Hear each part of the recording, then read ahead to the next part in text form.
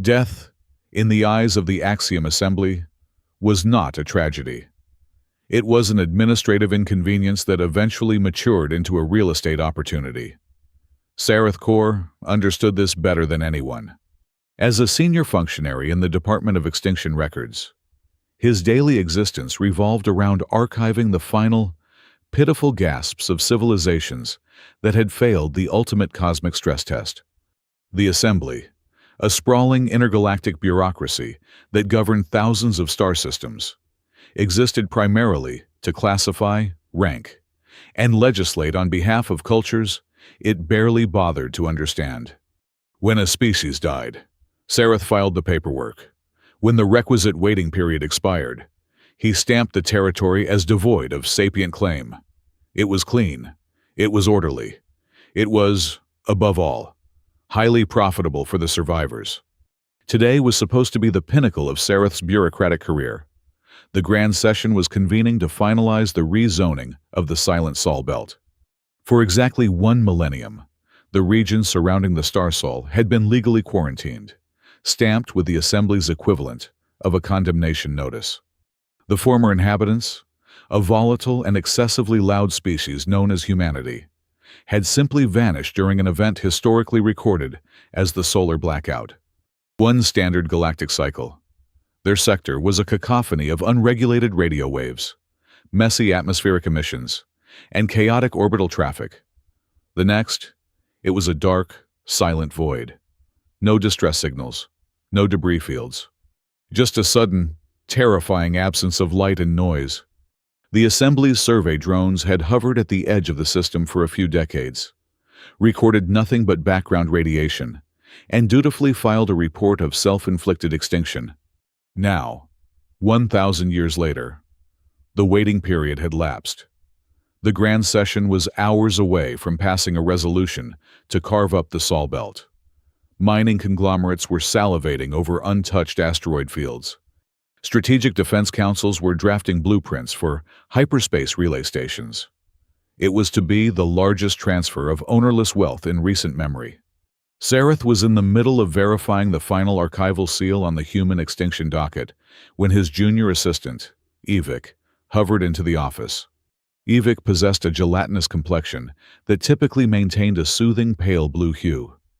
Right now, Evik was the color of curdled milk. "Senior Functionary," Evik began, his vocal synthesizer clicking erratically.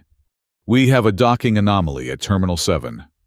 Sareth did not look up from his holoscreen.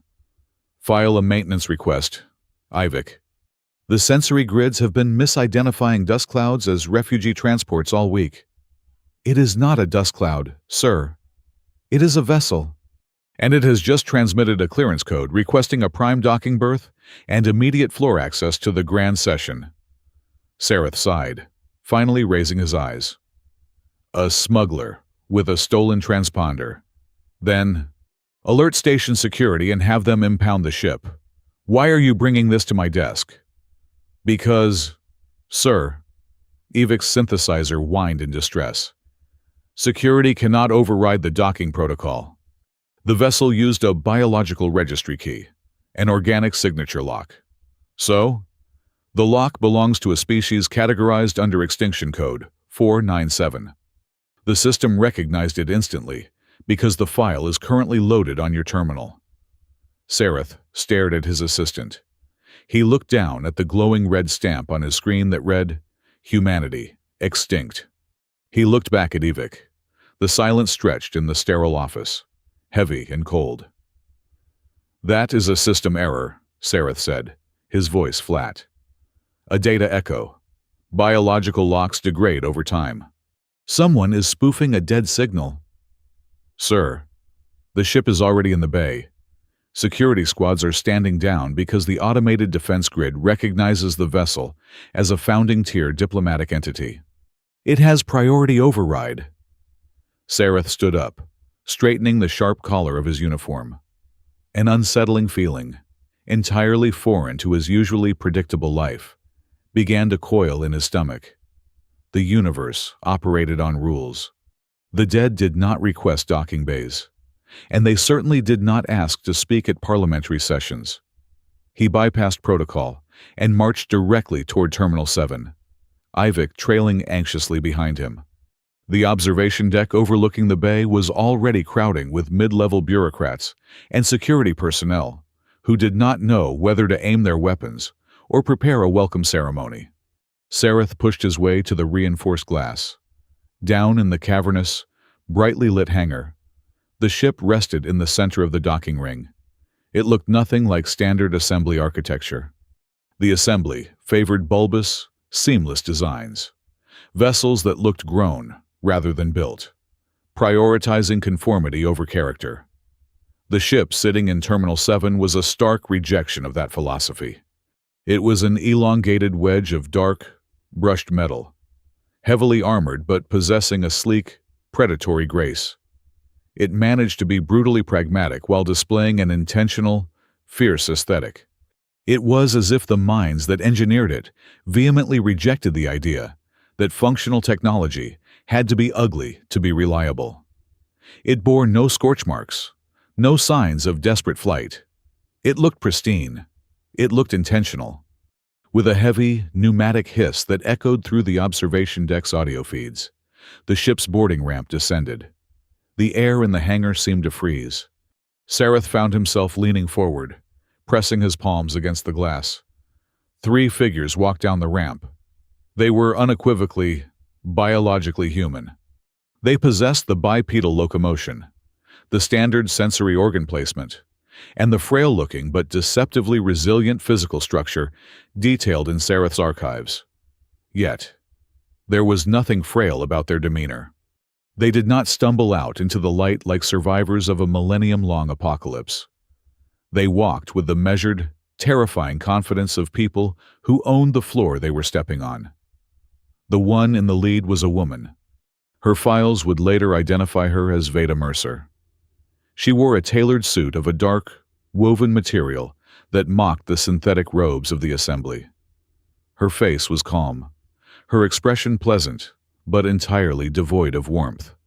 She looked exactly like someone who had spent her entire life rehearsing for this precise, singular moment, and was completely unbothered by the gravity of it. Flanking her to the left was a younger man, Hollis Reed. He did not look around in awe at the massive, gleaming architecture of the Galactic hub. Instead, his attention was focused on a thick, physical portfolio he held under one arm. He walked with the focused, slightly annoyed energy of a scholar, marching into a thesis defense against an examination board he fundamentally disrespected. To the right walked Dr. Aloan Price. She was older, her hair a striking silver, and her posture rigid with an aristocratic authority. Her eyes swept over the bewildered assembly of security guards and diplomats waiting at the bottom of the ramp. It was a sharp, calculating gaze. It was the look of a veteran lawyer who had won far too many battles to find any joy in showing off, but who was perfectly willing to break a spirit if required. The station's chief of security, a hulking, multi-limbed enforcer, stepped forward, his translation collar glowing. "Halt! Identify yourselves and state your species designation. Your clearance code is registered to a defunct file." Veda Mercer stopped. She did not flinch at the armed guards. She looked up directly toward the observation deck, her eyes seeming to pierce right through the glass and meet Sareth's gaze. "We are the delegation representing humanity, holding sovereign claim over the Sol system and its adjacent orbits," Veda said. Her voice, translated cleanly through the station's automated systems, was smooth and terrifyingly polite. "And our file is not defunct. It is merely overdue for an update." Hollis Reed stepped forward and handed a single, remarkably thin data drive to the towering security chief, who took it as if it were a live explosive. "We are not here to petition for re-entry into your community," Aloan Price added, her voice carrying a sharper, metallic edge. "We are not refugees. We are not lost." Veda Mercer smoothed the lapels of her jacket. "We have reviewed the itinerary for the grand session currently convening in the Central Spire. We noted that item number 1 on the docket is the division and reallocation of our ancestral space. She paused, letting the silence ring through the massive hangar. We have arrived to ensure the dead are no longer spoken for. We will take our seats now. Up on the observation deck, Sareth Korr felt the blood drain from his face. Around him, the murmurs of confusion were rapidly escalating into a cacophony of outright panic. Communicators flashed. Aides scrambled for the exits to alert their respective ambassadors. The entire administrative apparatus of the Axiom Assembly was seizing up in real time. But as Sareth watched the 3 humans patiently wait for an escort, a chilling realization washed over him. The panic spreading through the station was not rooted in fear of the unknown. It was not superstitious dread over ghosts returning from the void. The bureaucracy did not care that humans were breathing. The assembly was panicking because these 3 humans had walked into the room on the exact day, at the exact hour, that the entire galaxy had gathered to vote on how to divide up their inheritance. They were not afraid of an undead species. They were terrified of the rightful owners demanding their property back, along with 1,000 years of back rent. The Axiom Assembly did not do panic. It did rapid onset procedural gridlock. Sareth Korr stood in the center of the grand legal nexus, watching as 4 different departmental heads screamed at each other in 5 different synthesized languages. The issue was not that the humans were dangerous. The issue was that they were legally impossible. According to subsection 4 of the Celestial Code, an extinct species possessed 0 judicial standing. Therefore, security could not detain them, because you cannot arrest a legal void. Diplomacy could not greet them, because you cannot negotiate with a phantom. And Archives, Sareth's own department, was currently having a collective meltdown because there was no form to unextinct a civilization. The legislation was so incredibly thorough, so perfectly designed to cover every conceivable permutation of interstellar life, that it possessed a blind spot exactly the size of a dead species walking into the lobby and asking for a microphone. "We need a buffer," hissed the Minister of Extraterritorial Affairs, a being whose immense stress was manifesting as a rapid bioluminescent, flashing along his cranial ridges. The observation decks are already leaking the video feeds. Rumors are moving across the lower tiers faster than our network scrubbers can censor them. Half the station thinks it is a prank by the Engineering Guild. The other half thinks it is a biological weapon. If we deploy security to drag them out, it looks like a military incident against an unarmed delegation. If we do nothing, it looks like the ruling body of the galaxy has lost control of its own front door. The minister pointed a trembling appendage at Sareth. You are the senior functionary who authorized the final seal on their extinction file. You go talk to them. Figure out what they want before the grand session formally votes to give their ancestral planet to a mining syndicate in exactly 2 hours. Sareth was summarily handed a digital badge that hastily proclaimed him an ad hoc diplomatic auditor and was physically pushed out the door. He walked down the long, sweeping corridor toward Holding Suite Aurelius. It was a high-security VIP lounge designed to intimidate lesser diplomats with its sheer scale and austere architecture. Sareth fully expected to find the human delegates pacing the floor, shouting at the automated guards, or attempting to desperately hack the local mainframes to broadcast a manifesto. What he found was entirely worse. The 3 of them were sitting on the ergonomic transit couches, looking painfully, absurdly relaxed. Veda Mercer was sipping a steaming, dark brown liquid from a battered metallic thermos. Hollis Reed had spread several paper documents, actual, physical cellulose paper, across the crystalline table and was methodically eating a flaky, golden brown pastry. Dr. Elowen Price was casually inspecting the structural integrity of a decorative indoor plant, gently tracing its leaves with a critical eye. They did not look like temporal refugees who had just crossed a millennium of silent darkness. They looked like they had arrived 15 minutes early for a scheduled tax audit and were simply killing time. Sareth cleared his throat as the heavy doors hissed shut behind him. Delegation. I am Sareth Korr. I have been assigned to facilitate your preliminary integration and assess your immediate needs. Veda placed her thermos down on the table. Thank you, Sareth. Would you care for some coffee? We brought extra. The synthetic nutrient paste your station offers out in the hangar looked rather uninspiring. Sareth blinked. The utter domesticity of the question temporarily derailed his meticulously planned opening statement. No, I do not consume unknown biological extracts. I must inform you that your presence has caused a severe administrative paradox.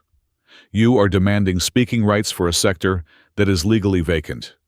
The Assembly does not know whether to classify you as a sovereign entity, a rogue biological anomaly, or a security threat. Veda smiled. It was a pleasant gesture, entirely devoid of actual warmth.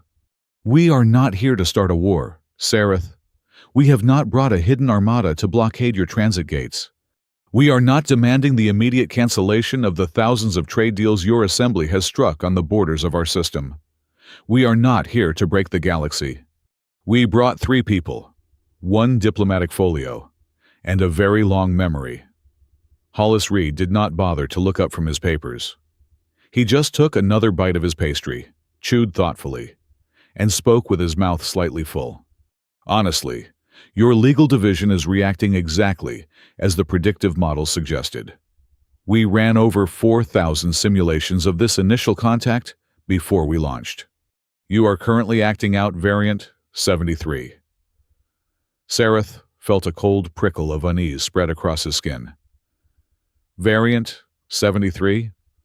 Hollis finally looked up, tapping a pen against his notepad.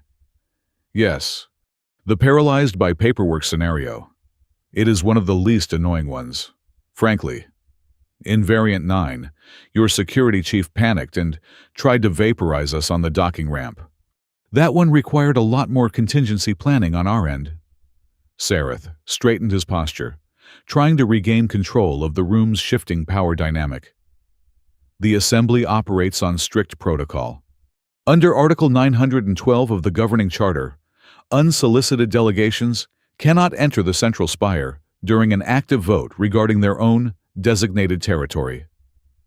Dr. Elowen Price turned away from the decorative plant. She adjusted the archaic visual aids perched on the bridge of her nose.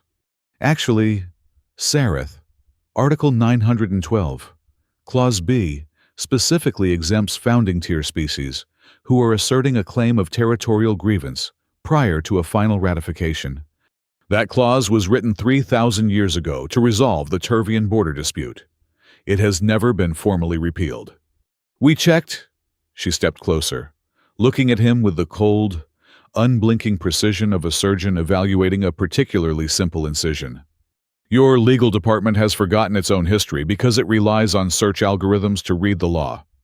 We do not. The air in the room felt suddenly very thin. Sareth realized what was making him so fundamentally uncomfortable. It was not the shock of their biological survival. It was their absolute, terrifying lack of passivity. These humans had not stumbled out of the dark void, begging for scraps of their old empire. They were not reacting to the imposing majesty of the Assembly. The Assembly was reacting to them. They had walked right into the most heavily fortified, politically complex epicenter in the known universe, completely unarmed, and they had seized the narrative before anyone else even knew there was a story to tell. They knew the room. They knew the laws. They knew the exact bureaucratic pressure points to press in order to freeze the entire galactic government in its tracks. They were not survivors pleading for a seat at the table. They were auditors who had arrived to inspect the books. Sareth looked at Veda, his voice dropping slightly, stripping away the practiced bureaucratic cadence. How did you know exactly what to do? You have been isolated for a millennium. Your system has been dark. You should be entirely disconnected from the modern political reality of this station. Veda Mercer picked up her thermos. She took a slow, deliberate sip, her eyes locking onto his. Behind her calm facade, Sareth caught a fleeting glimpse of a staggering, terrifying patience. "We did not just survive in the dark, Sareth," Veda said softly. "We watched. We listened to your public broadcasts. We studied your laws, your endless debates, and your convenient legal blind spots." She leaned forward, resting her elbows on her knees. The casual demeanor vanished, replaced by something sharp and absolute. "You think this is a spontaneous visit. I assure you, it is not. My people have been preparing for this exact room, for this exact conversation, for 187 years. The verification chamber was a subterranean amphitheater constructed of acoustic dampening stone, designed specifically to keep state secrets from vibrating through the floorboards. The Axiom Assembly had hastily convened a closed preliminary adjudication to avoid being escorted directly to a holding cell. The delegation had to prove three impossible things. They had to demonstrate unbroken biological continuity, undisturbed cultural lineage, and actual, centralized sovereignty. They could not merely be the feral, scattered descendants of a dead empire. They had to prove they were a functioning, unified state. Sareth Korr sat in the elevated observer's gallery, his datapad synced securely to the central holographic projector. His initial administrative irritation was slowly evaporating, replaced entirely by an intense, scholarly magnetic pull. He was watching history unwrite itself in real time. Veda Mercer stepped to the center of the sunken floor. She did not bring holographic emitters, dramatic audio cues, or an entourage of aides. She simply placed a single, geometric data drive onto the polished podium.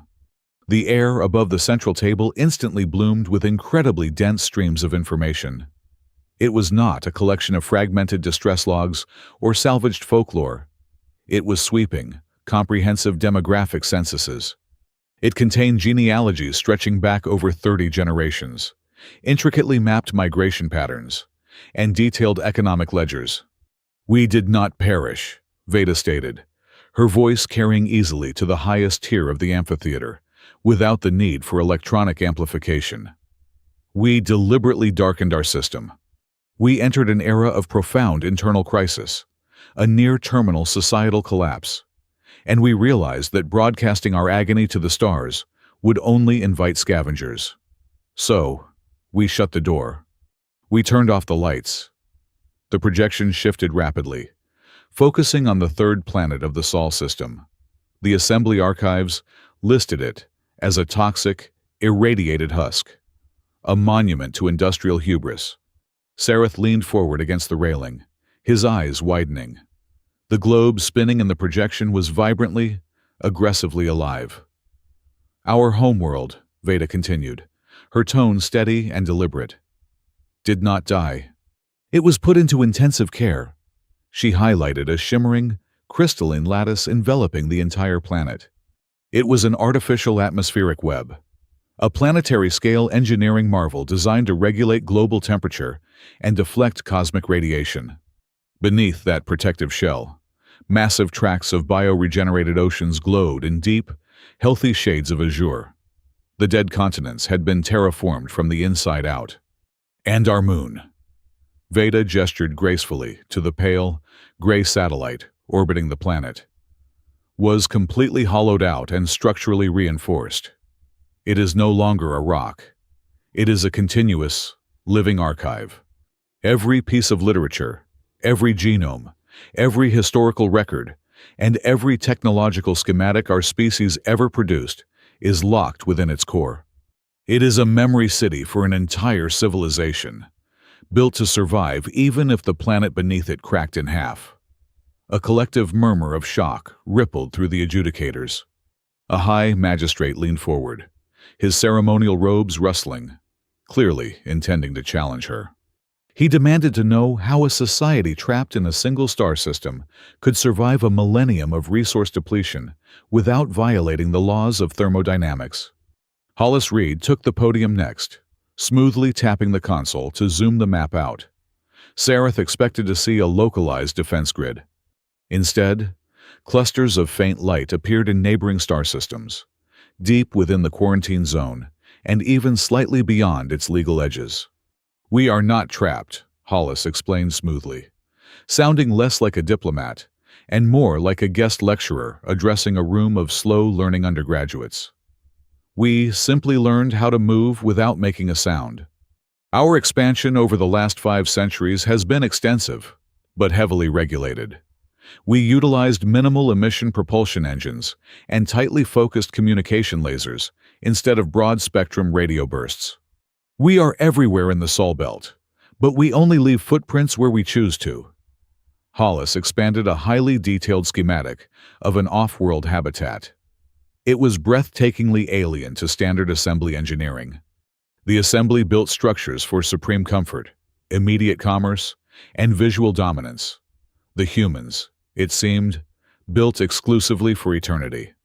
"Our current technology is not designed for military conquest or aggressive territorial expansion," Hollis said, tracing a line along the habitat's hull. "It is designed for absolute ecological endurance. We utilize closed-loop agriculture systems that yield 100% recycling efficiency. We deploy stellar energy siphons that leave 0 thermal signature. We fundamentally restructured our entire societal governance into a stratified, asynchronous decision-making matrix. We engineered our infrastructure so that if one sector suffers a catastrophic failure, it cannot trigger a cascading collapse. We learned from the mistakes that almost pushed us into the grave." The adjudicators were visibly off balance. The assembly was incredibly proficient at dealing with aggressive warlords, posturing tyrants, and desperate, begging refugees. They had strict, well-worn protocols for handling threats and pleas. They had absolutely no protocols for deeply pragmatic, over-prepared architects who spoke fluently in the language of sustainable engineering and logical survival. Dr. L. Owen Price stepped forward, instantly seizing the psychological vulnerability blooming in the room. "We are fully aware of the political shockwave our return represents to your established order," she said, her voice commanding the cavernous space effortlessly. "Therefore, we are not demanding an immediate, permanent seat on the High Council today. We are not asking you to rewrite your entire legislative charter this afternoon, nor are we asking for reparations for a millennium of administrative neglect." The adjudicators blinked, their defensive, rigid postures relaxing almost imperceptibly. They had braced themselves for a declaration of war or a massive legal entanglement. "We ask only for one thing," Owen concluded, adjusting her archaic visual aids. "Temporary speaking rights at the grand session tomorrow morning. We request exactly 15 minutes of floor time before the vote on the Sol Belt reallocation is officially cast. Nothing more." Up in the gallery, Sareth let out a quiet breath of sheer professional admiration. It was a devastatingly clever maneuver. By asking for so little, she made it politically agonizing for the assembly to refuse. Denying a massive power grab was easy. Denying a mere 15 minutes of speech to a founding-tier species who had just proved their miraculous, hard-fought survival would make the assembly look tyrannical, unreasonable, and deeply afraid of the truth. It was a masterclass in strategic modesty. While the adjudicators fell into a hushed, frantic debate over parliamentary procedure, Sareth pulled up the original human extinction file on his private screen.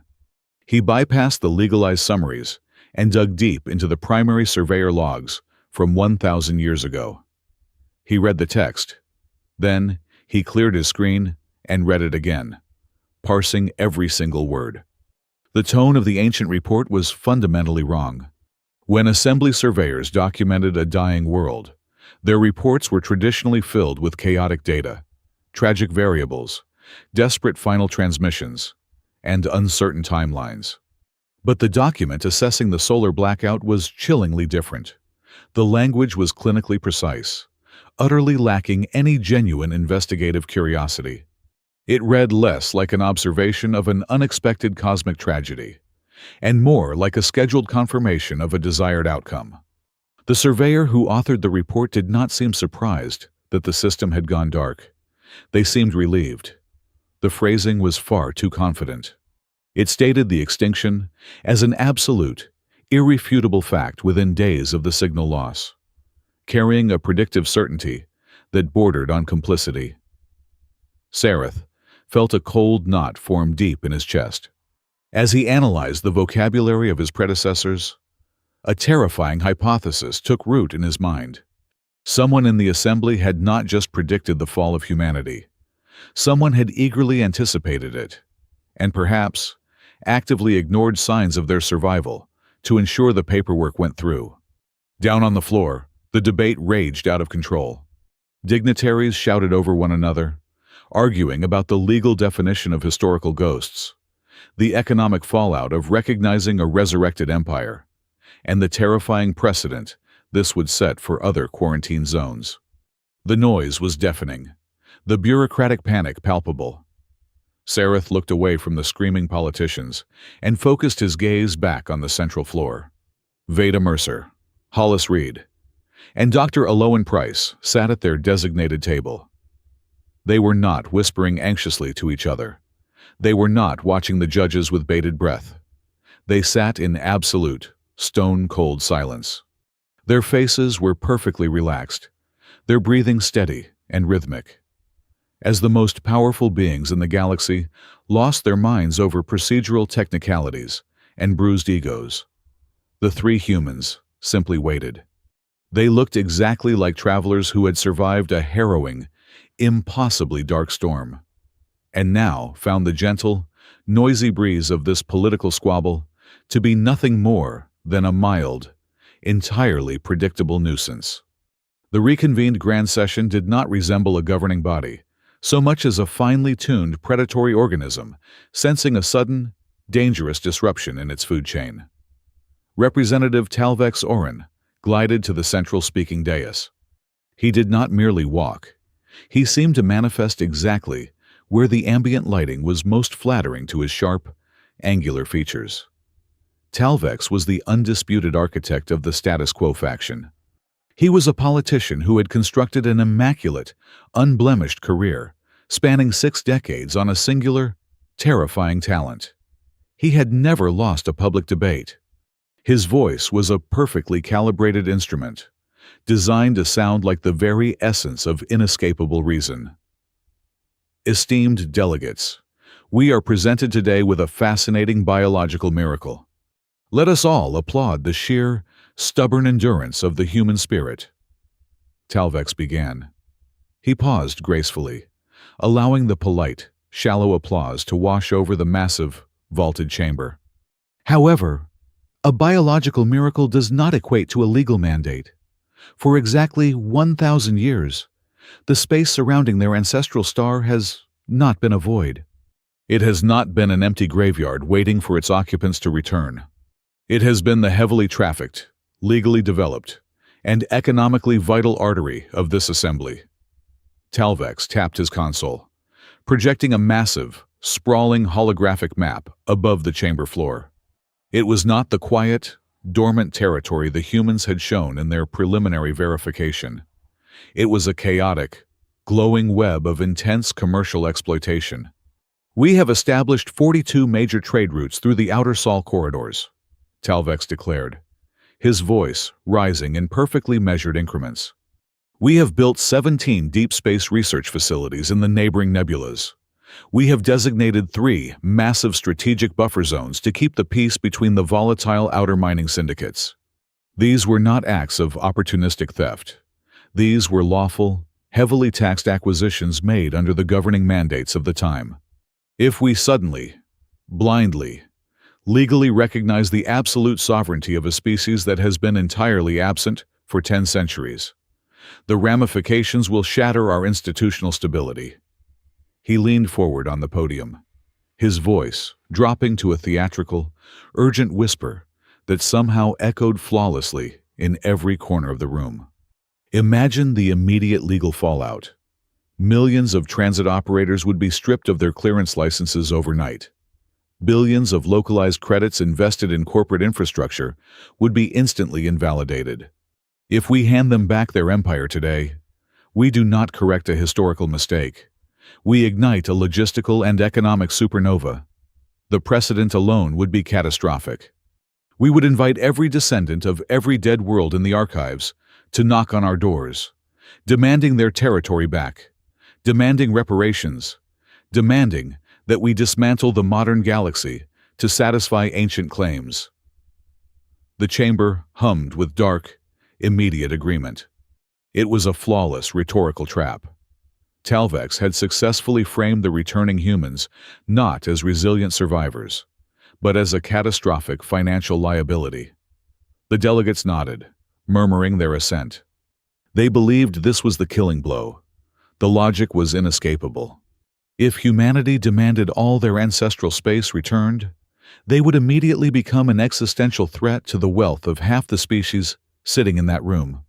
If they backed down to preserve the peace, they surrendered all their diplomatic leverage. Alawan Price stood up. She did not request a microphone. She did not look intimidated by the massive, glowing map of stolen territory hovering menacingly above her head. She looked precisely like a senior auditor who had finally located the embezzler's hidden ledger and was preparing to read it aloud. "Representative Orun," Alawan began, her voice slicing through the heavy, self-congratulatory atmosphere like a surgical blade through soft tissue. "Your profound concern for the galactic economy is touching, if entirely misplaced. You operate under the desperate assumption that our goal is the immediate, chaotic expulsion of your assets. We are not barbarians, and we are not naive. We do not intend to erase 1,000 years of your history. We merely intend to correct the management." She tapped a small, physical override key on her own console. Talvex's map flickered, then shifted abruptly. Instead of glowing in unified assembly colors, the thousands of star systems, transit lanes, and mining outposts suddenly fractured into three distinct, brilliantly color-coded zones. "We have drafted a transitional treaty framework," Alawan stated, projecting a dense, meticulously structured legal document alongside the modified map. "We divide the contested territory into 3 operational tiers. Tier 1 comprises the systems immediately adjacent to Sol. These are non-negotiable. They will be transferred to our exclusive sovereignty within 60 days. Tier 2 encompasses your established research corridors and defensive buffers. These will transition immediately into a state of co-management. Your personnel remain in place. Your daily operations continue uninterrupted, but our representatives will hold a permanent, overriding veto on the governing board." A stunned, absolute silence fell over the grand session.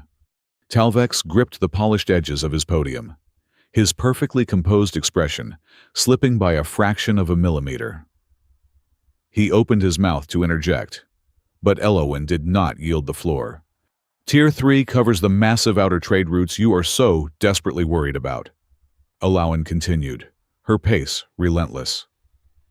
"We recognize that sudden tariffs or blockades in those sectors would crash your localized markets. Therefore, we propose a phased renegotiation period spanning 2 decades. Your syndicates may keep their current operational licenses, provided they formally and publicly acknowledge human sovereignty over the space, and provided that all future permits, expansions, and resource extractions carry an authorized human signature. We keep your economy entirely intact. You simply give us the deed." It was a masterstroke of political warfare. They were not demanding the immediate return of their stolen wealth. They were simply taking over the landlord's office and gracefully rewriting the lease. Alawan had entirely neutralized Talvex's threat of economic collapse, turning his own argument into a structured, highly profitable, and entirely reasonable negotiation. Talvex recovered quickly, attempting to pivot. "This is regulatory extortion. You cannot bypass the inter-system jurisdictional committees with a unilateral—" "Representative Orun," Veda Mercer said smoothly. She did not bother to rise from her seat, yet her voice commanded the entire room, cutting Talvex off completely. "Do not bother preparing a filibuster on inter-system tax law. We know about the 7% transit tariff your personal political faction secretly levies on the outer sol routes. We know about the illegal antimatter dumping in the peripheral asteroid belts that your environmental subcommittee officially ignores in exchange for campaign funding. The silence in the grand session was no longer merely stunned. It was suffocating. We have been monitoring every single legislative decision, every backroom deal, and every territorial dispute regarding this region of space for over 2 centuries, Veda said, her eyes locking onto Talvex with the lethal, unblinking patience of a predator that had already won the hunt hours ago. You are scrambling to defend a map, but you are debating on a map that we have been reading for far too long. For the very first time in his meticulously crafted, undefeated career, Talvex Orun faltered. He looked down at his prepared notes, then back at the 3 humans, his jaw tight, his usual silver-tongued confidence evaporating into the chilled air. He had built his entire defensive strategy on the assumption that they would react like victims demanding delayed justice. He had never prepared for an opponent who had already anticipated his defense, mapped his hidden assets, and preemptively offered a legally binding compromise that cornered him in front of the entire galaxy. They had not come to argue. They had come to execute a flawlessly choreographed legal siege. Watching from the high gallery, Sareth Korr felt a profound, tectonic shift in his understanding of the universe. His heart beat a heavy, rhythmic drum against his ribs. The political theater unfolding below him was not a plea for reintegration. Sareth suddenly realized the terrifying, brilliant truth beneath the human delegation's calm demeanor. They had survived the end of their world. They had rebuilt their civilization in absolute secrecy. They possessed a depth of patience and strategic foresight that defied standard galactic comprehension. Humanity had not traveled all this way, merely to beg the Axiom Assembly for a piece of paper that recognized they were still alive. They had not come to ask if there was room for them at the table. Sareth gripped the cold metal edge of his observation desk. He finally understood. They were here to audit the system. They were evaluating the politicians, testing the laws, and measuring the exact moral and structural integrity of the ruling body. Humanity had not come to ask if they could rejoin the galaxy. They were silently, ruthlessly judging whether the current galaxy was actually worthy of them stepping out of the dark. The grand archival vaults were entirely devoid of ambient light by cycle 3 of the nocturnal rotation. The climate control systems maintained a rigid, uncomfortable temperature of precisely 4 degrees above freezing, an environmental necessity to preserve the ancient, physical data drives that predated modern quantum fluid storage. Sareth Korr sat alone at a primary extraction terminal, his breath pluming faintly in the chilled air. He was not looking at the official, legally sanitized summary of the human extinction. He had spent the last 2 hours bypassing heavily layered security protocols to access the raw, unedited telemetry from exactly 1,000 years ago. The grand session had recessed for the night, leaving the station in a state of exhausted, paranoid tension. Talvex Orun was likely spending his evening rallying his political donors, preparing for a brutal counterattack. But Sareth could not stop thinking about the absolute, chilling certainty in Veda Mercer's eyes. She knew something the Assembly did not.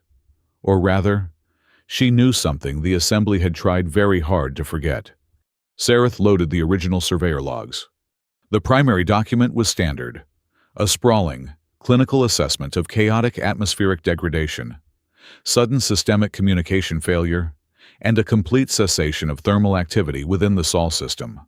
It concluded with a formal recommendation to classify the species as non-viable. It was the ratification page that made Sareth freeze. In the legalized public summaries, the document was signed by the chief biologist of the exploratory fleet. But looking at the raw, unredacted file, Sareth saw a second signature block. It was heavily encrypted, buried under archaic code structures that took his terminal several minutes to unpack. When the decryption finally cleared, the seal glowed faintly on his screen. It belonged to the Strategic Silence Directorate. Sareth leaned back, his mind racing. The Strategic Silence Directorate was a ghost department. It existed only in fragmented budgetary footnotes and heavily redacted military archives. It had absolutely zero mandate for biological assessment or civilian exploration. It was an intelligence apparatus designed to obscure information, not verify life. Why would a covert Black Ops division sign off on a routine extinction file? He dug deeper, his fingers flying across the haptic interface. Bound to that second signature was a hidden appendix. It was deliberately corrupted, requiring Sareth to manually sequence the data fragments.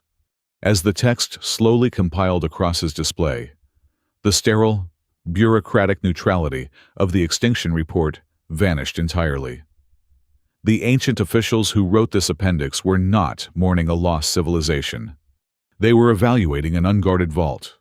The text detailed intense, covert observations of Sol prior to the blackout.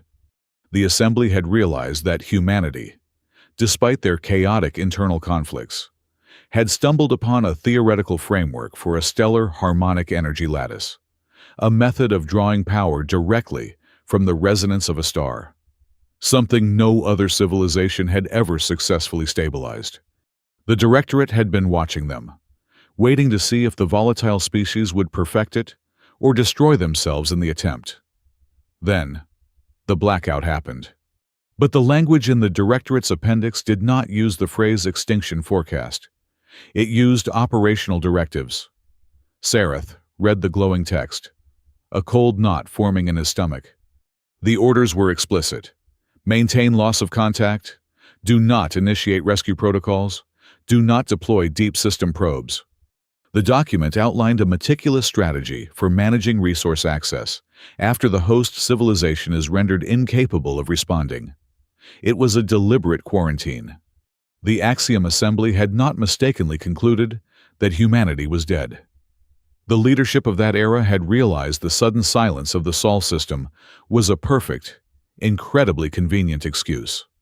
They locked the door from the outside, pushed the humans out of the official memory of the galaxy, and quietly prepared to harvest the technology once the dust settled.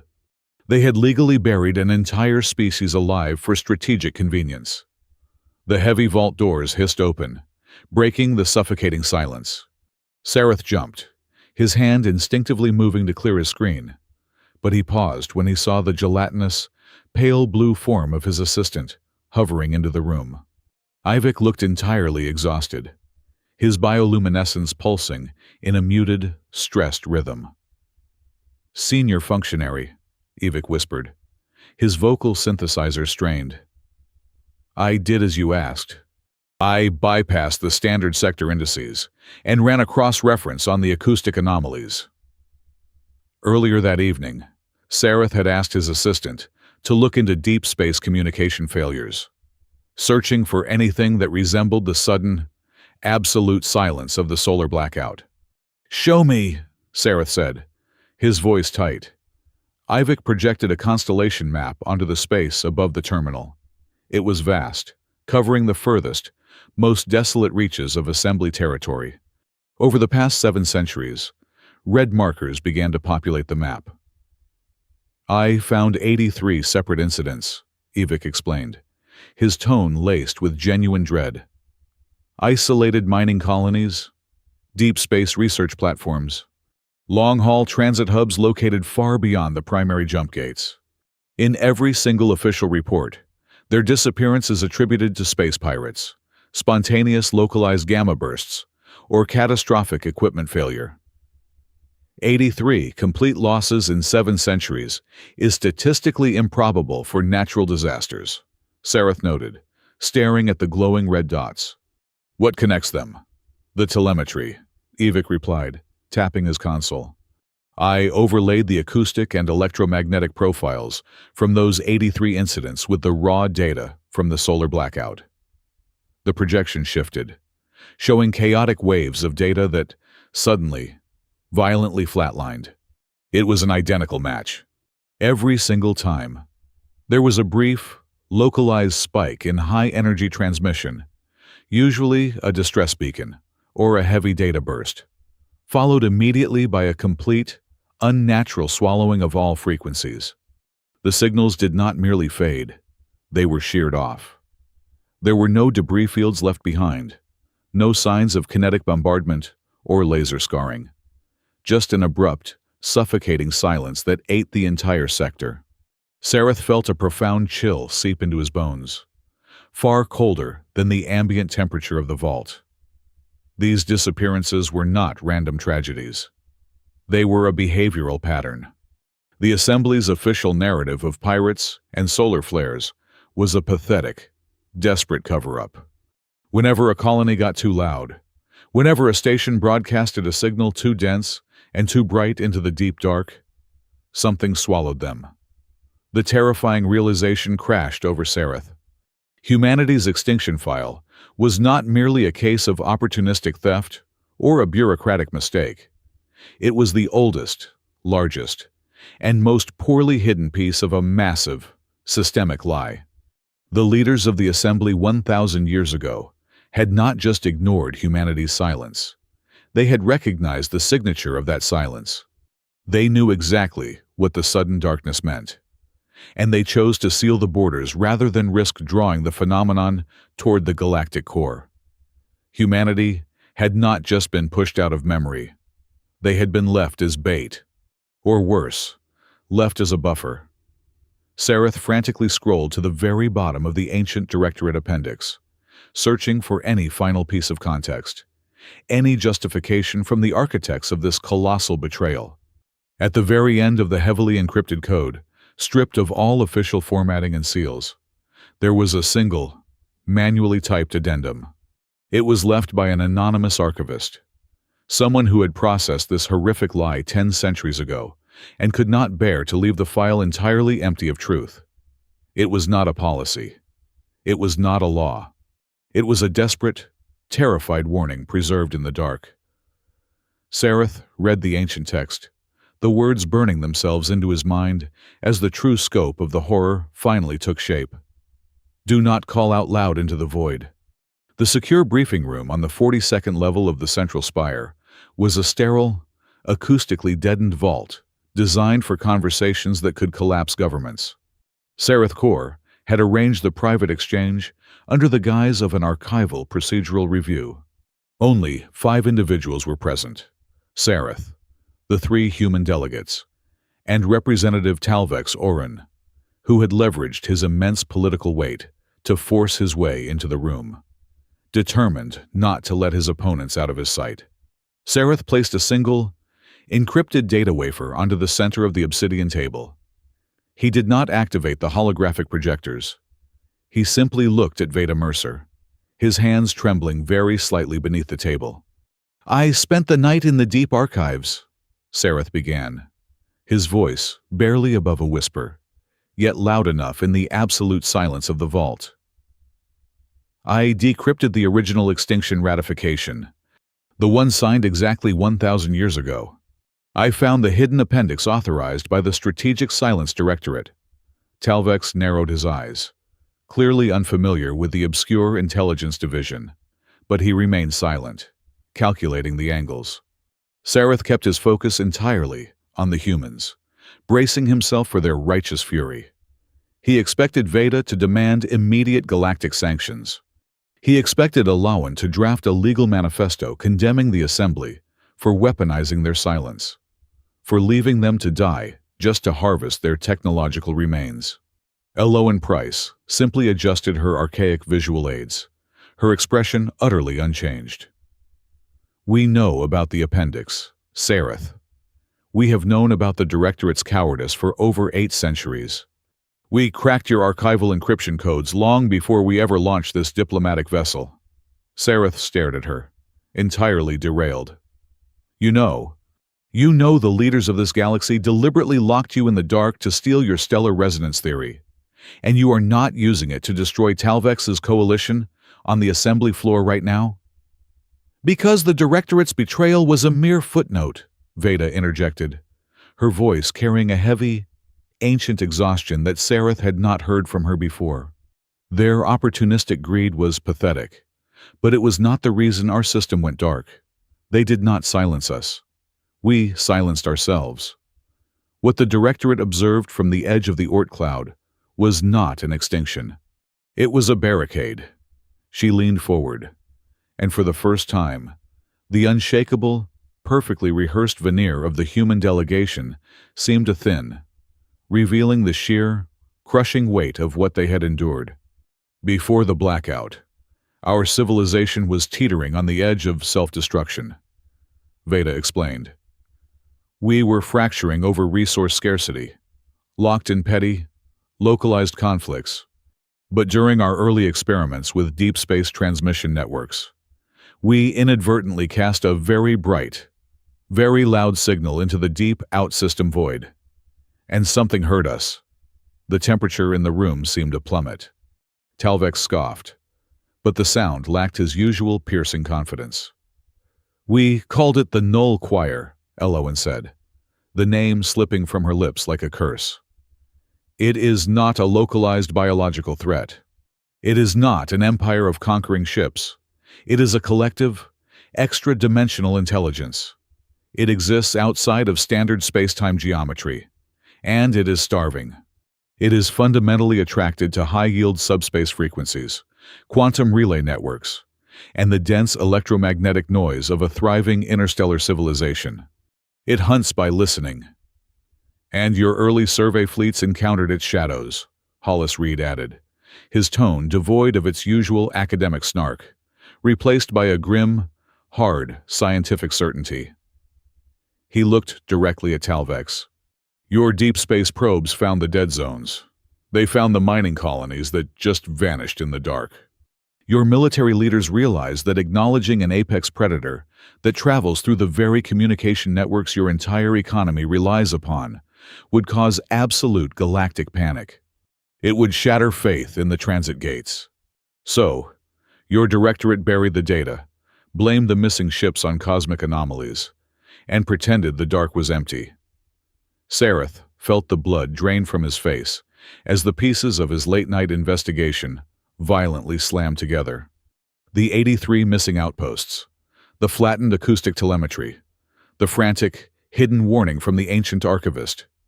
Do not call out loud into the void. When we realized what was coming for us, Veda continued, we understood that our internal wars were a luxury of the ignorant. The threat of the choir forced us to mature overnight. We had absolutely no time left for wasted energy. We built the atmospheric lattice around our planet not just to heal the biosphere, but to dampen our thermal and electromagnetic footprint. We collapsed our external communication arrays. We darkened our sun. We spent generations developing technology that shines brilliantly on the inside, but remains perfectly, flawlessly silent to the universe outside. Hollis placed his hands flat on the table, his knuckles white. The pain in his voice was raw, stripping away the polished diplomat to reveal the deeply scarred survivor beneath.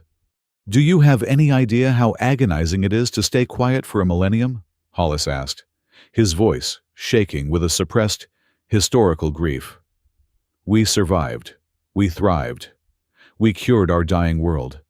We stabilized the stellar resonance that your scientists could only dream of.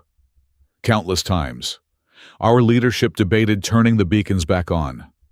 We wanted to announce that we had made it. We wanted to reach out to the stars we could see just beyond our shielding. He swallowed hard, looking Sareth directly in the eyes. But every single time we mapped the Assembly's transit network, we saw a fuse waiting to be lit.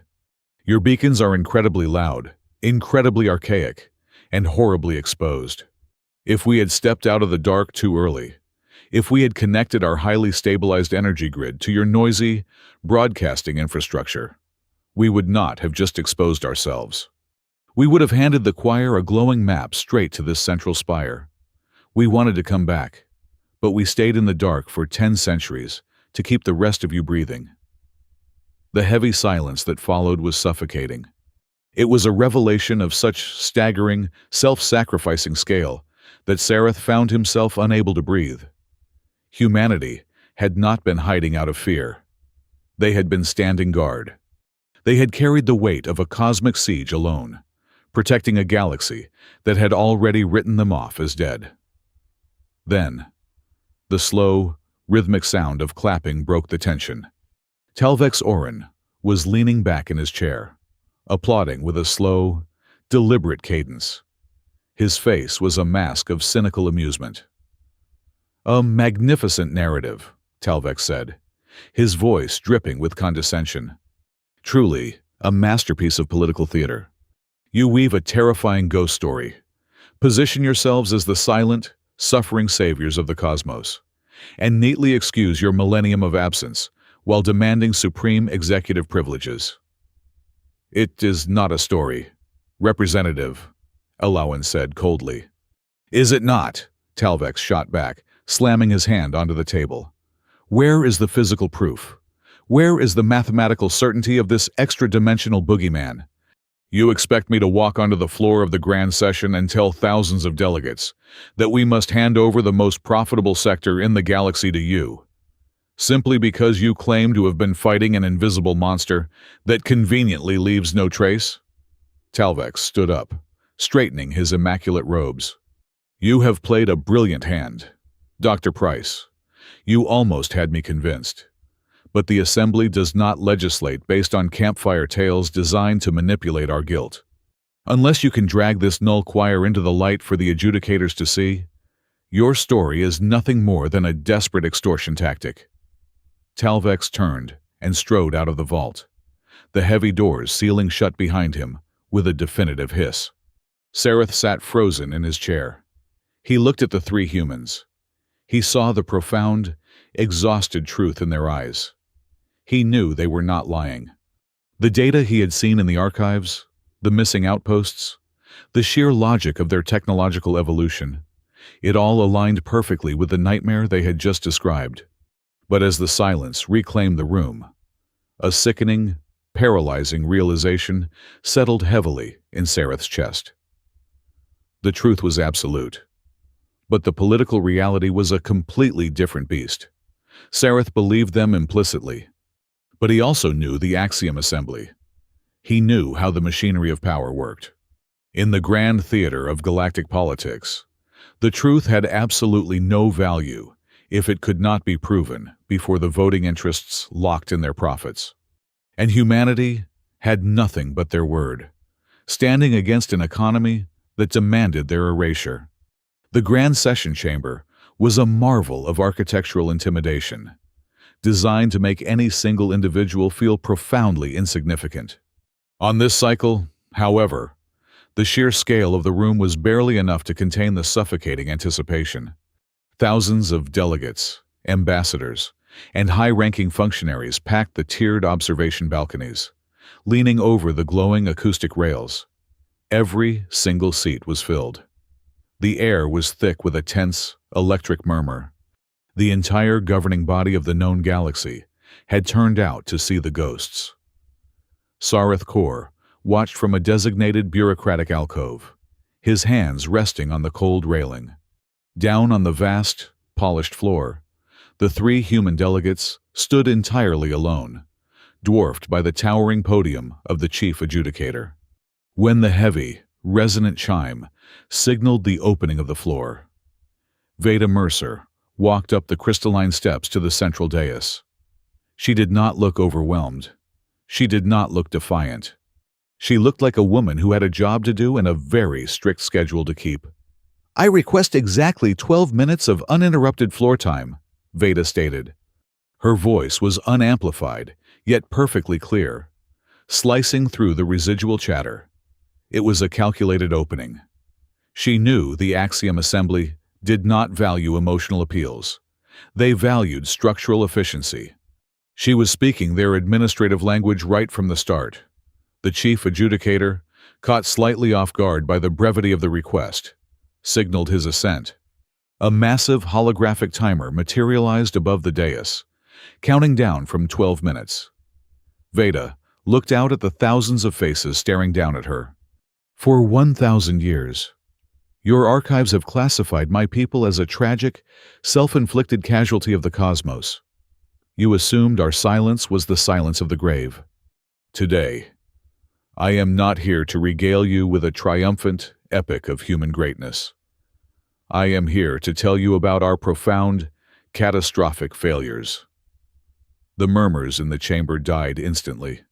This was not the arrogant, chest-thumping rhetoric of a warrior race demanding respect. It was a confession. When our system went dark, we were a species tearing itself apart. Veda continued, her voice steady, carrying a heavy, ancestral sorrow. We had poisoned our own oceans. We had choked our atmosphere with the toxic byproducts of our own greed. We were fractured, selfish, and deeply arrogant. When the darkness finally closed in around us, it was not an unprovoked tragedy. It was the consequence of our own actions. Sareth leaned forward, mesmerized. The entire assembly was paralyzed by the raw, brutal honesty of her words.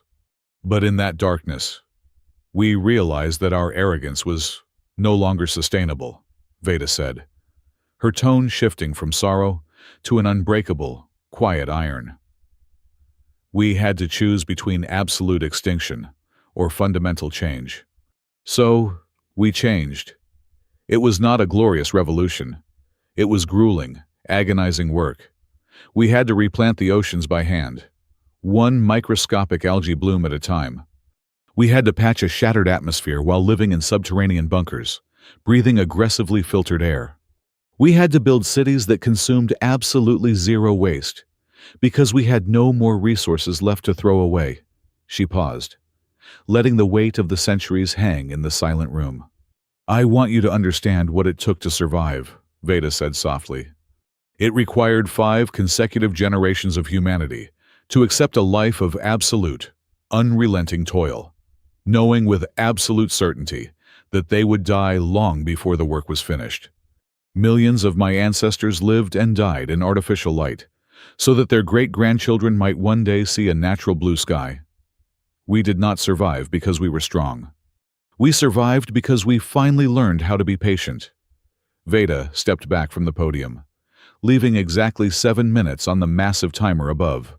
Hollis Reed stepped forward, seamlessly taking her place. He did not speak immediately. Instead, he interfaced his data drive with the central projection matrix. The massive map of the galaxy flared to life. But this time, it was not focused on human territory.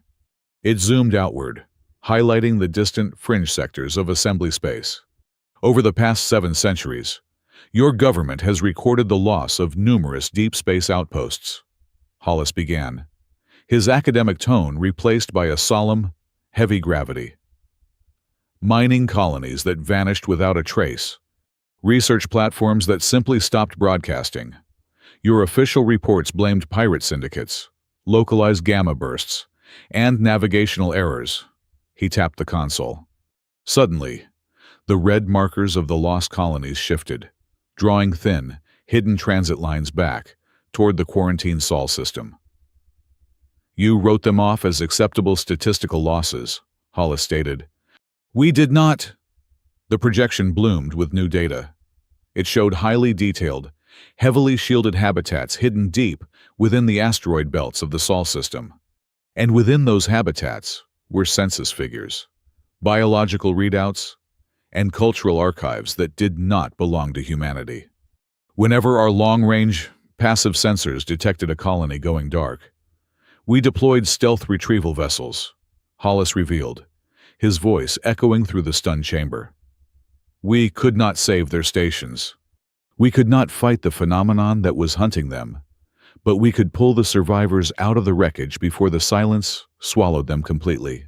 For hundreds of years, we have been running an underground railroad through the darkest parts of your galaxy.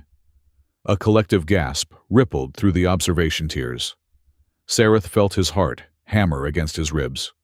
The humans had not just been hiding. They had been actively venturing into the void, risking their own absolute secrecy to pull drowning strangers out of the deep. We currently house over 400,000 non-human refugees within our system, Hollis declared, the numbers hitting the assembly like physical blows. We have provided them with sovereign sanctuary. Furthermore, We have preserved the complete genetic sequences, linguistic databases, and cultural histories of 17 distinct civilizations that your records currently list as entirely extinct. The chamber was reeling. The species that the assembly had casually discarded as an irredeemable, self-destructive mess had spent their millennium of exile acting as the most dedicated, patient archivists in the known universe. They had become the keepers of the galaxy's forgotten memory, salvaging the lives and legacies that the assembly had been too arrogant or too afraid to protect. They had done this without ever demanding a single credit in recompense, without ever leveraging it for political power. Until today. Before the shock could settle into admiration, Talvex Orun vaulted out of his seat in the lower tiers, his voice a sharp, desperate whip cracking across the room. "This is an absolute violation of interstellar law," Talvex shouted, pointing an accusatory finger at the dais. He was fighting for his political life, recognizing that the emotional tide of the room was slipping entirely out of his grasp. "You are confessing to the unsanctioned harboring of galactic citizens. You have built a shadow empire right under our noses, kidnapping refugees and hoarding stolen cultural artifacts. This is not an act of charity. It is the construction of a parallel rogue state, operating completely outside the jurisdiction of this assembly." Talvex turned to face the thousands of delegates, projecting his voice to maximum volume. "Do not let their sob stories blind you. They have proven that they possess stealth technology capable of penetrating our borders undetected. They have proven they are operating a massive, hidden infrastructure. They are a profound, immediate threat to the sovereignty of every nation in this room." The chamber erupted into chaos. Outraged shouts clashed with voices demanding order. Talvex had successfully detonated a legal bomb in the middle of humanity's most profound revelation, twisting their act of salvation into an act of covert aggression. Sareth gripped the railing, waiting for Veda or Hollis to fight back, to passionately defend their sacrifices. He expected them to scream over the noise, to demand recognition for the lives they had saved. Instead, Dr. Elowen Price calmly stepped up to the podium. She did not raise her voice. She simply tapped the microphone, a sharp, piercing frequency that cut through the screaming delegates and forced a sudden, ringing silence. She looked up at the massive timer, which now displayed exactly 60 seconds remaining. Then, she looked down at Talvex Orun, her eyes cold and utterly devoid of fear. "Representative Orun is correct about one thing," Elowen said, her voice chillingly calm. "We have been operating in the shadows. We have been hiding our capabilities. And we will gladly stand trial for every single law we have broken, and explain every single decision we have made." She gripped the edges of the podium, her gaze sweeping over the paralyzed assembly. "We will explain everything," Elowen said softly, her words carrying the weight of an impending, unavoidable catastrophe. "The question is whether you still have enough time left to hear it all." The air in the archival annex felt heavy, as if the atmospheric scrubbers were slowly failing, leaving behind a stale, suffocating pressure. Sareth Korr could almost feel the physical weight of a millennium of lies pressing down on his chest. Beside him, Evik was frantically cross-referencing encrypted financial ledgers with deep space structural schematics, his pale blue bioluminescence flashing in erratic, terrified bursts. Talvex Orun's faction was not merely defending a map of territorial borders. They were defending an entire architecture of power. Evik had successfully traced the black budgets, following a trail of heavily obscured credits back to their source. Trillions of local currency units were being funneled annually into the maintenance of archaic Class Prime resonance beacons. These massive, outdated amplifiers were scattered aggressively across the outer transit lanes of the galaxy.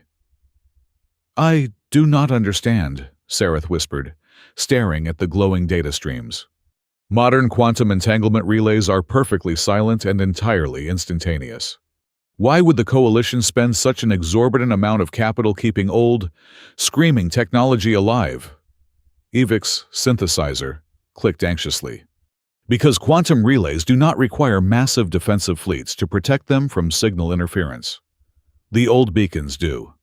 Representative Orun's political coalition owns the heavy shipyards, the private security syndicates, and the deep space fuel monopolies. They deliberately keep the galaxy loud to justify the military spending required to patrol that noise. It is a flawless, self-sustaining loop of corporate governance. Sareth stared at the numbers, a bitter, acidic taste filling his mouth. The Axiom Assembly had spent 1,000 years blindly broadcasting high-yield energy waves into the dark. They were ringing a cosmic dinner bell, simply because the bureaucratic machinery was too addicted to the defense revenue to ever shut the noise down. If the humans were telling the truth, the galaxy was literally inviting its own destruction to balance a budget. The enemy was not just a nightmare lurking in the void. The enemy was the system itself, completely blinded by its own greed. The intense paranoia escalating in Sareth's mind began to manifest physically within the station. The environment itself was starting to fracture. It began with microscopic, maddening delays. Sareth noticed a standard data packet transfer, an operation that should take a single microsecond, dragging on for 3 full seconds. The air in the sterile corridors grew strangely thin, carrying a sharp, metallic tang that tasted like static electricity. As Sareth rushed out of the annex and hurried toward the human delegation's secure holding suite, he passed through a localized acoustic dead zone. 2 maintenance workers were shouting at each other across a busy intersection, their faces red with animated anger. But absolutely no audio reached Sareth's ears. It was a terrifying, unnatural vacuum. The sound was not muffled by distance. It was cleanly and surgically excised from reality, swallowed by the empty air. He glanced at a distant, holographic advertisement panel and saw the edges of the image actively dissolving. The pixels, not just glitching, but looking as though they were being erased from existence. When the heavy doors of the holding suite hissed open, Sareth found that the unflappable facade of the human delegation had finally, completely shattered. Hollis Reed was not eating pastries or casually reading physical documents. He was gripping a portable telemetry scanner so hard his knuckles were entirely white. The arrogant academic snark was completely gone. He was staring at the readings with a profound, paralyzing terror. "The localized quantum fields are shearing," Hollis said, his voice entirely devoid of its usual mocking cadence. He did not look up when Sareth entered. "The outer spectrums of this sector are being systematically stripped away. The energy wave is moving exactly like our historical models. It is identical to the blackout patterns that hit our system 1,000 years ago." Dr. Eloan Price turned toward Sareth, her aristocratic features pulled taut, her eyes burning with an intense, desperate urgency. "Your governing body is currently broadcasting the grand session live to thousands of allied systems. You are pushing maximum power through the ceremonial amplification beacon at the very apex of this station. You need to sever the feed immediately. You need to cut the power to the primary spire."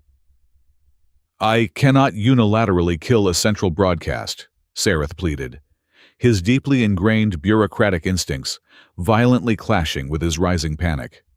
"The political optics would be an absolute disaster. The High Council would view it as an act of communications sabotage. They would demand a formal inquiry, 3 distinct levels of authorization, and a mandatory parliamentary debate before anyone is allowed to touch that power grid."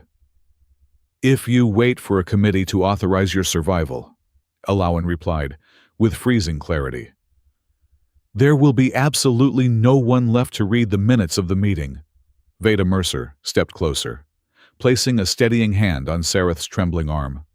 Her voice dropped to a low, urgent register, carrying the terrible weight of a civilization that had spent 10 centuries hiding from the dark. "Sareth, we did not time our arrival simply to embarrass Representative Orun on the floor," Veda confessed quietly. "We arrived 3 standard days ahead of our original diplomatic schedule. We forced our way into this specific session because our deep space listening posts detected a massive, targeted wave of acoustic flattening moving directly toward this sector. She looked him dead in the eye, stripping away all diplomatic pretense. We recognized the pattern instantly. It is the exact same frequency shearing that precedes the null choir. Your massive ceremonial beacon is acting as a blinding lighthouse in a pitch-black ocean, and it is drawing the predator right to your front door. We came to warn you. Sareth felt the polished floor tilt beneath his boots. He was a senior functionary. His entire existence was defined by strict adherence to protocol, by blindly following the rules laid down by the Axiom Assembly. But looking at the desperate faces of the humans, he realized those rules were written by cowards who had buried the truth to protect their profit margins. He was being forced to choose, in a matter of seconds, between his lifelong loyalty to a broken, corrupt procedure and his newly forged belief in a species that had literally crawled back from the grave. Before Sareth could make a move toward the emergency override terminal, the entire station let out a horrifying, deep, structural groan. It was not the sharp jolt of a kinetic weapon impact. It was a sickening, foundational sigh, as if the physical laws holding the metal and glass together had suddenly lost interest in their job. The ambient lights flickered wildly, and the artificial gravity fluctuated for one terrifying, weightless second. Hollis dropped his scanner. He raised a shaking hand and pointed a finger at the massive, reinforced observation window that looked out over the galactic core. Sareth followed his gaze out into the endless expanse of space. Far beyond the orbital transit lanes, an entire dense cluster of distant stars abruptly vanished. They were not obscured by a passing freighter. They were not hidden behind a sudden, sweeping dust storm. The starlight was perfectly, surgically erased from the black canvas, leaving a jagged, unnatural void in the sky. The darkness was expanding rapidly, actively eating the edges of their vision, turning the vibrant cosmos into a flat, dead slate. The silence had finally arrived, and it was vastly closer than anyone could have ever imagined. The grand session dissolved into absolute, deafening anarchy. The terrifying visual of the vanishing starfield beyond the observation glass shattered whatever fragile diplomatic decorum remained in the chamber.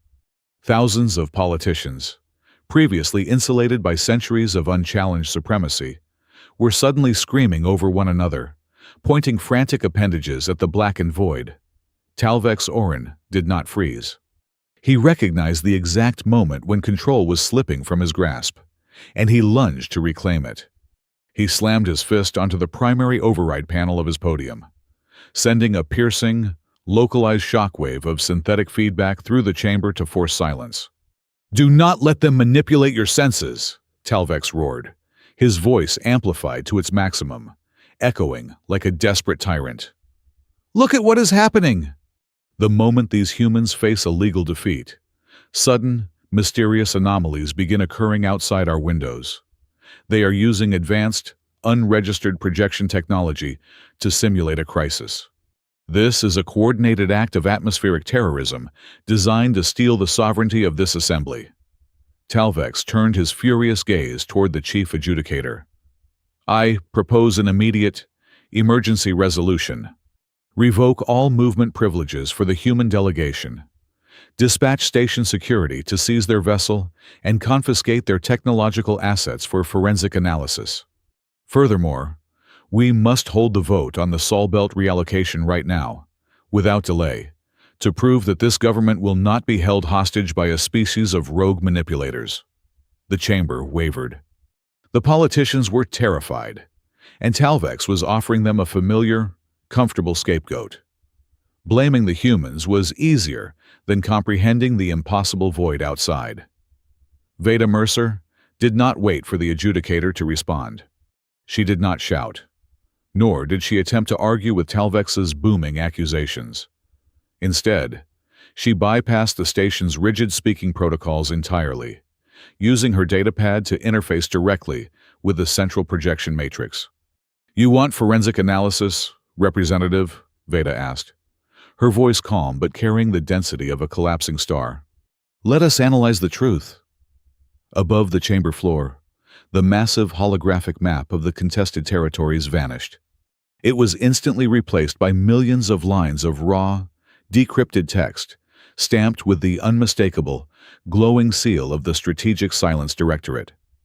But Veda did not stop at the ancient extinction order. She unleashed the shadows. The chamber was suddenly flooded with audio.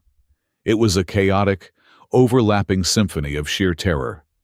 They were distress signals, hundreds of them, compiled over the last 7 centuries. The voices of lost miners, desperate transit captains, and terrified research scientists filled the grand session. They were begging for help, reporting the exact same phenomenon: the sudden, suffocating loss of ambient frequency, the failure of quantum drives, the sensation of the universe simply wearing away around them. And in every single recording, the panicked voices were abruptly, violently sheared off into dead air. "These are the cries of 83 sovereign colonies that your leadership abandoned," Veda declared, projecting the classified financial ledgers directly beside the distress logs. "Your military intelligence knew exactly what was hunting them. They buried these signals to protect the budget of the deep space defense coalitions. You did not just wrong humanity. You sacrificed your own citizens to keep a convenient narrative intact." The revelation struck the assembly like a kinetic bombardment. The delegates were no longer looking at the humans with suspicion. They were staring at Talvex Orun and the high-ranking military officials in the lower tiers with absolute, unbridled horror. The realization that their own government had walled off entire regions of space and left millions to die merely to protect a bureaucratic budget broke the fundamental trust of the entire galaxy. Before Talvex could even attempt a counter-argument, the station's automated perimeter defense sirens began to wail. It was a frantic, high-pitched shriek that lasted for exactly 3 seconds before it was inexplicably choked out. The main tactical readout flickered to life autonomously. The visual was incomprehensible to standard military doctrine. There were no enemy fleets approaching. There were no plasma torpedoes or kinetic railguns locking onto the station. Instead, the telemetry showed the localized space surrounding the central spire simply peeling apart. The edges of the sector map were eroding, stripping away the outer layers of the sensor grid. It was as if an invisible, corrosive acid was eating reality from the outside in. Hollis Reed abandoned his diplomatic posture entirely, sprinting toward the center of the dais and ripping an interface cable from his folio. "The choir is here!" Hollis shouted, his voice cracking with the strain of a man trying to outrun an avalanche. "It is stripping the outer signal layers." "We have less than 4 minutes before the spatial erosion hits the primary hull. If you want to live, you must completely cut the power to the ceremonial broadcast beacon instantly." The chief adjudicator stood paralyzed, his ceremonial robes trembling. "We cannot just shut down the primary grid. The entire sector will go dark." "That is exactly the point," Hollis yelled, frantically typing commands into his datapad. "You are shining a spotlight into the eyes of a predator. You must power down the beacon, and you must grant our ship temporary master control over the station's localized energy matrix. We have the harmonic resonance technology to project an antagonistic field. We can push the silence back, but our ship cannot cast a wide enough net to cover this entire spire on its own. We need your raw reactor output, and we need it right now." The proposition sent a fresh wave of panic through the paralyzed leadership. Giving master control of the central governing station to a species that had been legally dead for a millennium was a political impossibility. It violated every single security protocol in the Charter. The High Council hesitated, their bureaucratic instincts warring with their survival instincts. They wanted to form a committee. They wanted to debate the structural risks. Sareth Korr could not take it anymore. He vaulted over the low, crystalline barrier of the observer's alcove and sprinted down the tiered steps toward the central floor. The security drones, already confused by the degrading sensor data, did not attempt to stop him. "Stop debating!" Sareth screamed, his voice tearing from his throat. He reached the bottom of the stairs and turned to face the thousands of paralyzed politicians. "I am Senior Functionary Sareth Korr. I am the lead archivist for the Extinction Records. I personally verified the decrypted files displayed before you. The human delegation is telling the truth. Talvex Orun has known about the missing data for decades, and he is willing to let us all die to protect his seat of power." Sareth pointed desperately at the tactical screen, which was now showing the erosion breaching the inner defense ring. "There is no trick. There is no projection. If you do not give them the grid, we will not even have the privilege of a grave." The chief adjudicator looked at Sareth, then at the terrifying void outside the window, and finally at Veda Mercer. He slammed his gavel down. "Initiate an emergency override vote. Transfer of grid control to the human vessel. All in favor, cast your seals immediately." The voting board lit up, a chaotic mix of green approvals and red denials. The balance hovered on a razor's edge. Half the assembly was ready to leap into the unknown to survive, while the other half was too stubbornly tethered to their rules to let go of the wheel. Just as the counter reached a 50% deadlock, the entire central spire violently shuddered. It was not a shake. It was a profound, sickening drop. The brilliant, ambient lighting of the grand session flickered, then shifted to a sickly, pale yellow. The air pressure spiked wildly, popping ears across the chamber. Then, the true horror began. In the highest, furthest rows of the observation tiers, the panicked screaming suddenly stopped. The delegates sitting there were still thrashing wildly, their mouths open in desperate, tearing shouts. But absolutely no sound emerged. The acoustic void was bleeding directly into the room. An invisible, heavy hand was erasing them from reality, starting from the back wall and creeping relentlessly downward toward the floor. The physical air felt like it was turning to ash. Veda Mercer stood perfectly still amidst the collapsing reality. She looked up at the High Council, her voice somehow cutting through the rapidly dying acoustics of the room, carrying the cold, absolute judgment of a species that had learned the hardest lesson in the universe. "The first time you chose procedure over responsibility, we disappeared from the records," Veda said. "The second time, you might disappear from the sky." The null choir did not attack with kinetic bombardments or searing plasma fire. It poured into the outer perimeter of the grand session spire like ink bleeding through wet parchment. The structural integrity alarms did not wail. They simply choked on their own frequencies and died. Artificial gravity generators hummed erratically, then flatlined. The chaotic, terrified noise of thousands of politicians was aggressively swallowed by a creeping, corrosive silence that actively ate the breathable air. It was a sensory erasure. The edges of the chamber's grand architecture began to blur, reality itself bending and wearing away as the extra-dimensional intelligence began to feed on the station's massive energy output.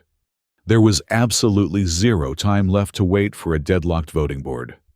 Dr. Aloan Price vaulted entirely over the paralyzing grip of parliamentary procedure. She did not ask the chief adjudicator for permission. She cornered him on the dais.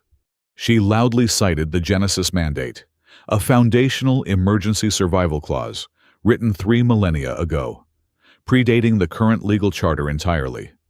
The ancient law dictated that in the event of an existential, non-conventional breach of the galactic core, any founding-tier species possessed the absolute, undeniable right to commandeer local energy grids. The adjudicator, staring wide-eyed at the dissolving back rows of his own chamber, where delegates were silently screaming into a void, had no choice. He slammed his hand onto the master console, transferring limited grid control to the human vessel. Hollis Reed was already moving before the console flashed green. He sprinted through the chaotic, dimming corridors toward the primary reactor relay, his technical crew seamlessly integrating their physical cables into the station's archaic architecture. As he rapidly punched access codes into the terminal, he revealed the truth behind humanity's survival. Their defense against the dark was not a weapon of mass destruction. It was a stellar harmonic resonance network. It was the exact same localized technology they had painstakingly developed to manually vibrate the toxic, dying oceans and atmosphere of Earth back to life, scaled up to an impossible, interstellar magnitude. In the central control hub, Veda Mercer orchestrated the defense. She locked eyes with Sareth Korr and his trembling assistant, Ivik. She needed them to physically sever the ceremonial broadcast beacon, bypassing the sluggish, automated safety protocols that the assembly relied upon. Sareth did not hesitate. His lifelong loyalty to procedure vanished in the face of absolute annihilation. He gripped the heavy, physical cutoff lever. Veda gave the command. Sareth pulled the heavy lever down, brutally severing the station's loudest signal. The entire grand session was instantly plunged into absolute, crushing darkness. For a span of exactly 6 seconds, every single being in the massive chamber experienced the sensory deprivation of the grave. Hearts hammered violently against ribs, but the sound did not travel. Lungs gasped, but the air felt entirely hollow. In that agonizing stretch of time, thousands of delegates believed the choir had won. They believed they were already dead. Then, the human ship engaged its core. But the energy surging into the station's grid did not originate solely from the vessel docked in Terminal 7. Sareth watched the tactical telemetry screens flare with blinding, impossible brilliance. The anti-null network was not a localized shield. It was anchored by a synchronized chain of quantum relays stretching across the quarantined dark, reaching all the way back to their home system. The humans had not come to the center of the galaxy alone. They had woven the raw, burning output of the star soul into a quantum tether and dragged the light of their sun across thousands of light years to answer the dark. When the resonance field activated, it did not detonate. It sang.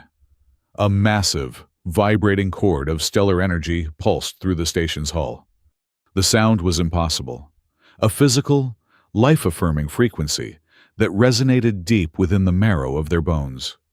The corrosive, dark edge of the null choir met the harmonic wall and violently shattered. The oppressive silence cracked like fragile glass, peeling backward, shrinking away from the blinding resonance until the shadow was violently expelled from the station's orbit, cast back into the deep void. The emergency lights flared back to life. The audio dampening collapsed, and the roar of thousands of gasping, sobbing delegates filled the room. Representative Talvex Orun scrambled to his feet, his immaculate robes torn and his composure shattered. He immediately pointed a shaking finger at Veda, screaming that the humans had deliberately smuggled this weaponized anomaly into the sector to stage a violent coup. But the massive holographic displays, now fully restored and broadcasting the raw field data to the entire room, told the undisputed truth. The localized telemetry clearly showed the choir's trajectory, tracking directly toward the assembly's ceremonial beacon, drawn exclusively by the Galactic government's own arrogant noise. The humans had not brought the storm. They had brought the umbrella. The lie that Talvex and his predecessors had defended for 10 centuries evaporated in front of thousands of living, breathing witnesses.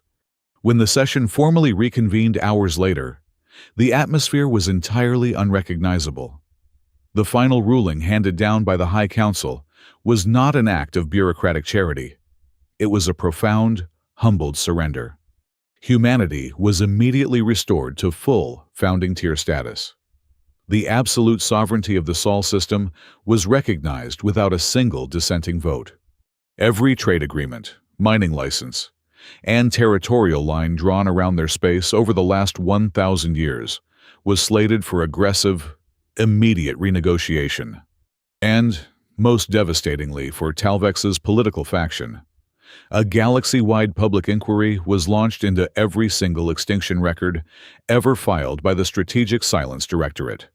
Sareth Korr stood alone on the quiet observation deck, watching the sleek, dark hull of the human vessel detach from its mooring and glide smoothly toward the jump gates. The crushing weight of bureaucratic stagnation that had defined his entire life was gone, replaced by a terrifying, exhilarating frontier. He watched the ship vanish into a brilliant flash of quantum light. Sareth finally understood the fundamental truth of this historic day. Humanity had not traveled across the stars to ask if the galaxy still had a place for them. They had returned, 1,000 years after being declared dead, to save a governing body that was too arrogant, too blind, and too foolish to realize it was standing on the very edge of its own extinction. Thank you so much for listening to this story, and I would love to know where you are tuning in from. So please leave a comment below so we can connect and share our thoughts. If you enjoyed this journey, please subscribe to the Sci-fi Stories channel, like this video, and show your support by hitting the hype button so this story can be heard by even more people around the world.